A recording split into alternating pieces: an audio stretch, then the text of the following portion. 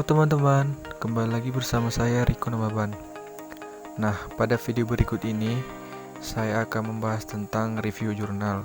Nah, review jurnalnya itu menarik nih teman-teman. Judulnya itu tentang pengembangan mie kering berbahan dasar tepung ubi jalar ungu atau Ipomea batatas L sebagai pangan fungsional tinggi serat.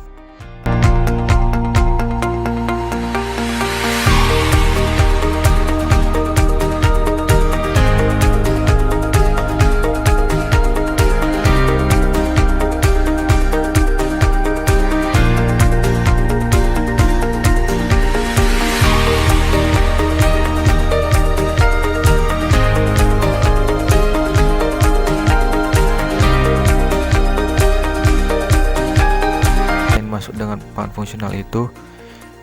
fungsional itu sendiri adalah pangan yang secara alami maupun telah melalui proses mengandung satu atau lebih senyawa yang berdasarkan kajian ilmiah dianggap mempunyai fungsi-fungsi fisiologis tertentu yang dapat bermanfaat bagi kesehatan.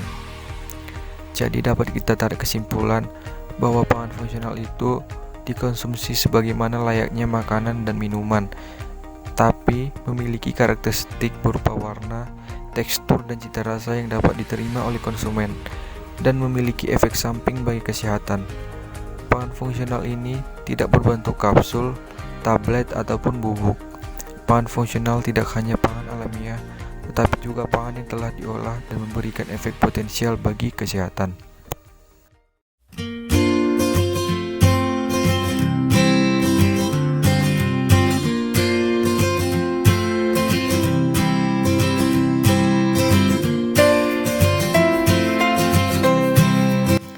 Nah, setelah saya tadi menjelaskan tentang apa itu pangan fungsional, sekarang saya akan menjelaskan 3 fungsi penting pangan. Yang pertama, pangan sebagai asupan zat gizi yang sangat esensial atau penting bagi kelangsungan hidup. Yang kedua, sebagai pemuasan sensori seperti rasa yang enak dan tekstur yang baik. Yang ketiga, secara fisiologis menjadi regulasi bioritme, sistem saraf, dan pertahanan tubuh.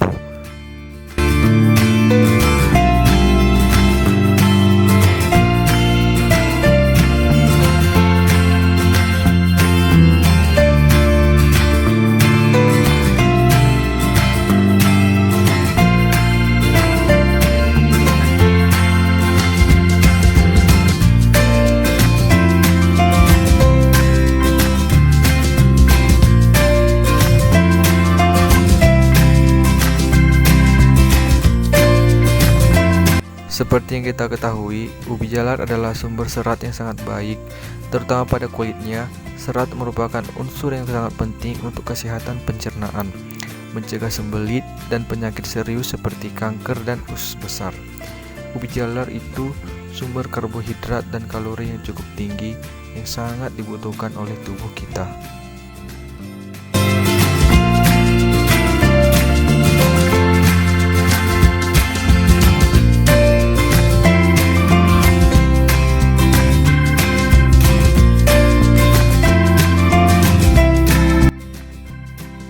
Kandungan yang terdapat dalam ubi ungu menduduki peringkat keempat dilihat dari segi protein, serat, dan sebagainya.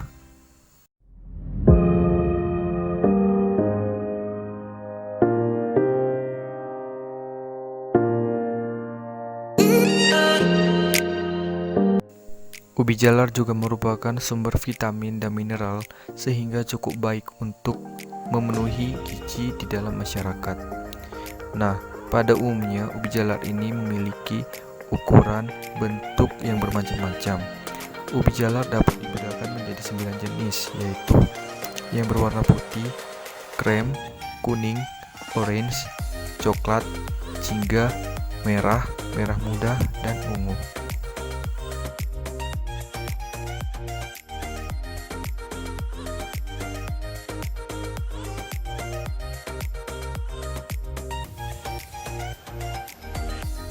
Topik pertama yang saya bahas dalam review jurnal ini adalah alasan si peneliti mengapa menggunakan ubi jalar ungu ini sebagai bahan produk pangan fungsional. Yang pertama itu, ubi ungu memiliki pigmen antosianin yang lebih tinggi daripada umbi-umbian lainnya. Seperti yang kita ketahui, antosianin ini adalah senyawa antioksidan yang sangat dibutuhkan oleh tubuh. Dan yang kedua, gizi yang terkandung di dalam ubi jalar dapat mengimbangi zat gizi pada gandum dan beras. Dan yang ketiga, kelebihan ubi jalar yaitu kandungan flavonoid seperti antosianin. Nah, antosianin yang tadi itu adalah senyawa antioksidan yang sangat diperlukan oleh tubuh.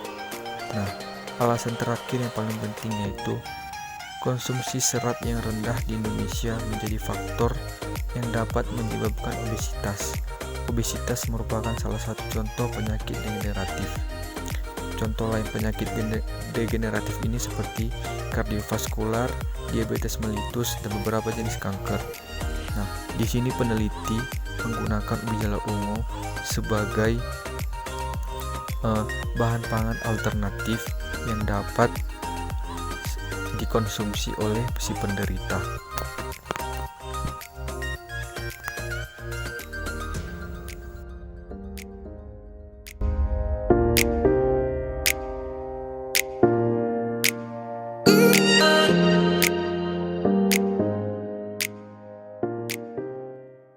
Berikutnya saya akan membahas tentang deskripsi produk. Salah satu upaya untuk mengatasi masalah gizi lebih yaitu dengan melakukan pendekatan inovasi produk pangan yang tinggi serat. Di antara berbagai produk pangan, mie kering merupakan produk yang cukup digemari di kalangan masyarakat Indonesia. Nah, dalam hal ini, peneliti mengolah ubi jalar ungu untuk dijadikan sebagai tepung, yang nantinya tepung ubi jalar ungu inilah yang akan dijadikan bahan dasar dalam pembuatan mie kering tersebut.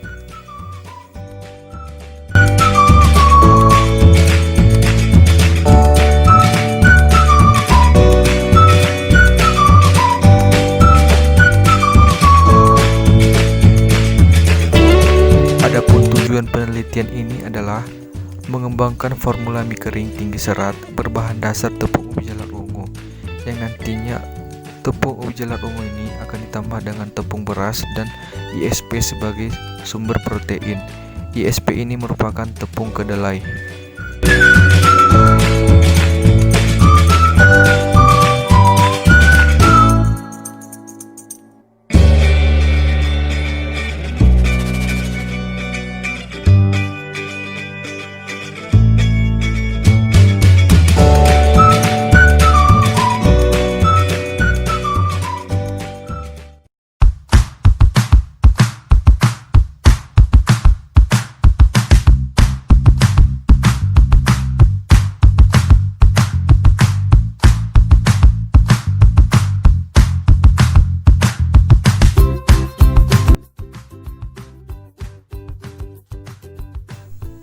Adapun bahan pokok yang digunakan untuk membuat mie kering, yang pertama tepung ubi jalar ungu, yang kedua tepung beras, yang ketiga ISP, yang keempat garam, yang kelima asam sitrat, 6 air, 7 gum arab, 8 sodium tripolifosfat, yang ke-9 sodium karbonat, dan yang ke-10 potasium karbonat.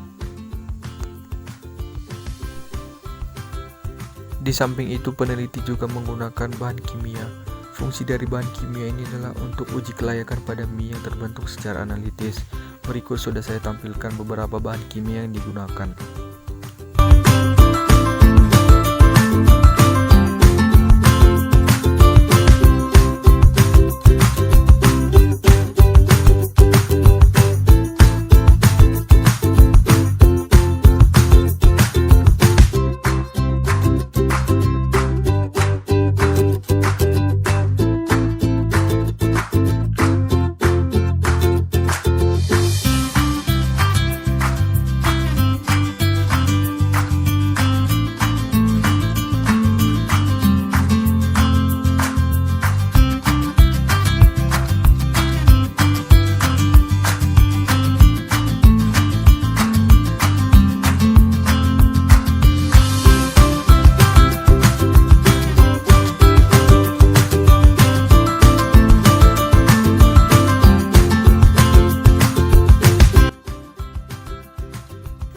Teman-teman, di sini juga saya menjelaskan beberapa alat yang digunakan peneliti, seperti hand mixer, loyang aluminium, wadah aluminium, panci, piring, pisau, dan wadah plastik.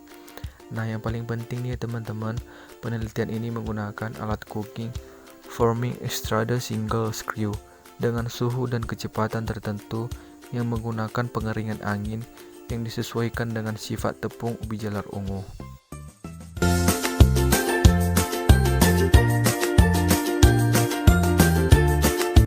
Nah, di sini juga saya akan membahas tentang formula dasar mie kering.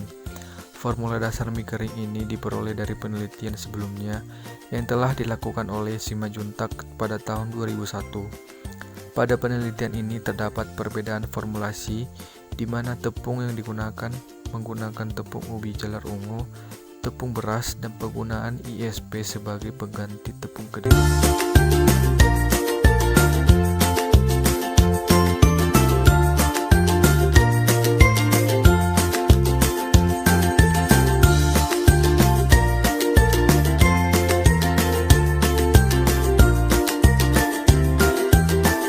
Diagram tentang prosedur pembuatan ubi jalar ungu. Yang pertama itu tepung ubi jalar ungu dicampur, dimasak, lalu dikeringkan dan dicetak menjadi mie kering ubi jalar ungu.